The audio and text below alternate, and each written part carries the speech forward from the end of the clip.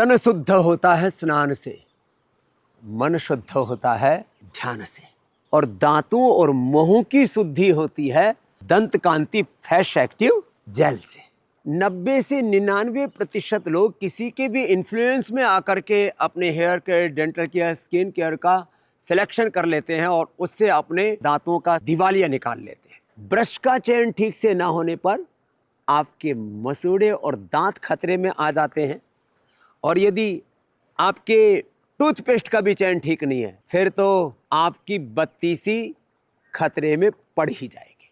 ये जो fresh active jail है ये गजब है साहब। दांतों की, मुंह की फ्रेशनेस तो अच्छी रहती है, इससे मसूड़े भी अच्छे रहते हैं, और 100 साल तक आपके दांतों की सुरक्षा की भी गारंटी है।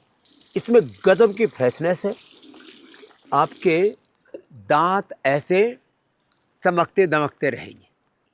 मैं 3 दशकों से कह रहा था एमएनसीज ने 1000 लाख करोड़ रुपए से ज़्यादा की लूट की। अब तो यूके की ऑक्सफैम इंटरनेशनल एक बहुत बड़ी सर्वे कंपनी है, उसने कहा है कि 1765 से लेकर के और 1900 तक ब्रिटिशर्स ने भारत का $64.82 ट्रिलियन लूटा है, और ये तो एक ब्रिटिशर्स के लूट है। इसमें पुर्तगीज हैं, डच हैं, हूण हैं, शक हैं, मुगल हैं, इन सब की लूट को लगाया जाए तो 100 ट्रिलियन से ज़्यादा तो भारत की अर्थव्यवस्था के ऊपर डाका डाला है, उसको लूटा है इन विदेशियों ने। और अभी भी विदेशी कंपनियों की लूट भारत में बदस्तूर जारी है।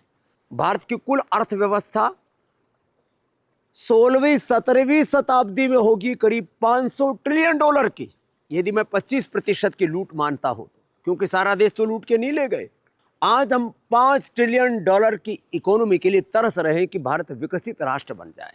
आप पतंजलि के स्वदेशी अभियान से जुड़िए। हम योग के माध्यम से, कर्मयोग के माध्यम से इस देश का पुरुषार्थ जगाएंगे। योग धर्म, सनातन धर्म, राष्ट्र धर्म से जोड़ करके इस भारत को परम वैभवशाली विकसित भारत बनाएंगे, और जो पुरुषार्थ करेंगे उससे अर्जित अर्थ को भी भारत माता की सेवा में लगाएंगे। अभी भी हमने 1 लाख करोड़ रुपए से ज्यादा की चैरिटी इस देश के लिए की है।